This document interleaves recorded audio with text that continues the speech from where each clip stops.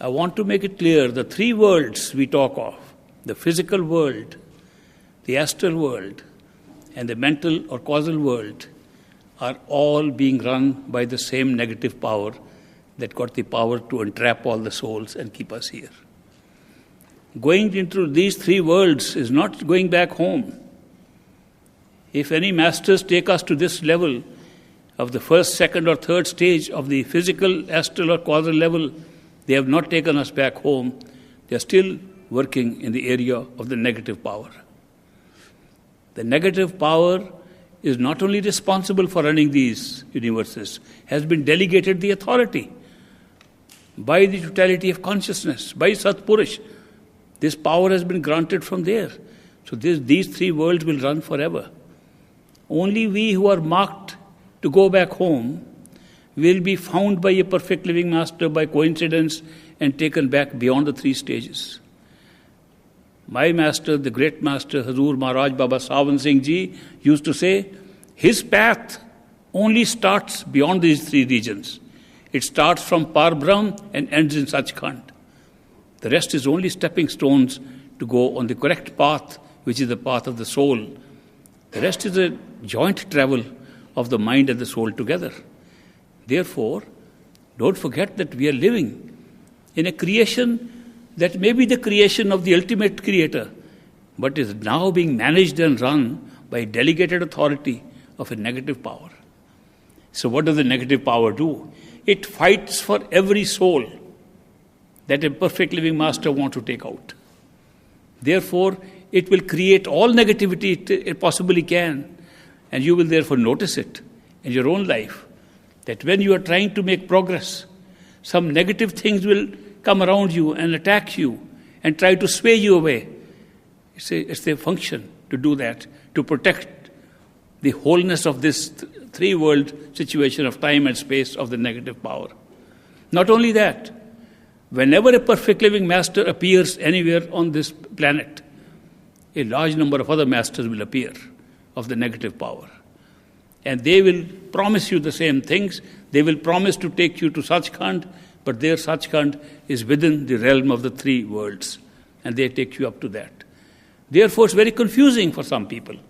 And yet I say that even if you find such a master who takes you within these fields, go ahead. Don't worry. Don't get frightened by the negative power. Go ahead, but keep on seeking for your true home. And even after the negative power has taken you anywhere or not taken you anywhere, a perfect living master will find you. The secret is your seeking.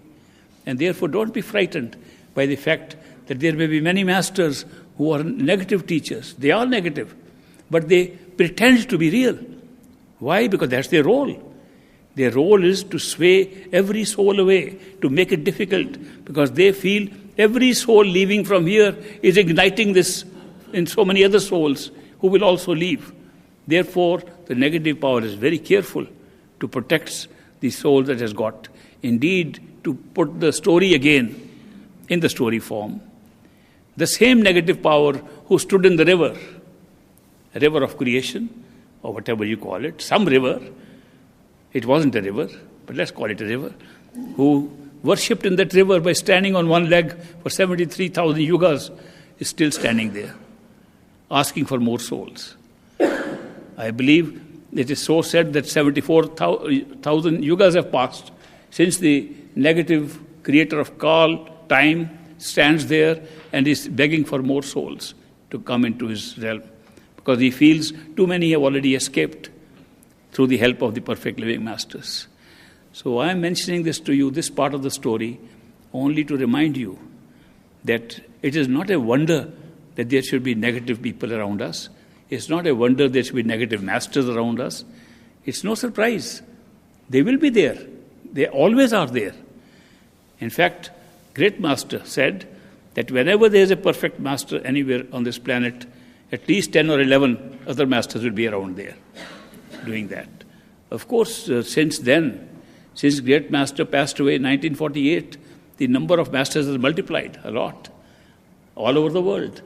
Even in his time, he used to say that there are more masters than disciples left. But today also, it's become a good business.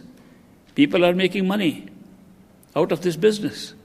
Remember, perfect living masters never have charged anything for spiritual service. Never will. One first sign.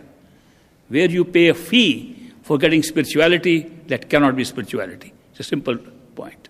Therefore, they always come to give, not to take. They give what they can. They earn their livelihood in the ordinary way in which we all do. They all work.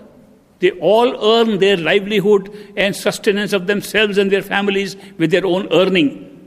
They do not use a disciple's donations or a disciple's contribution to arranging meetings and so on for their personal use.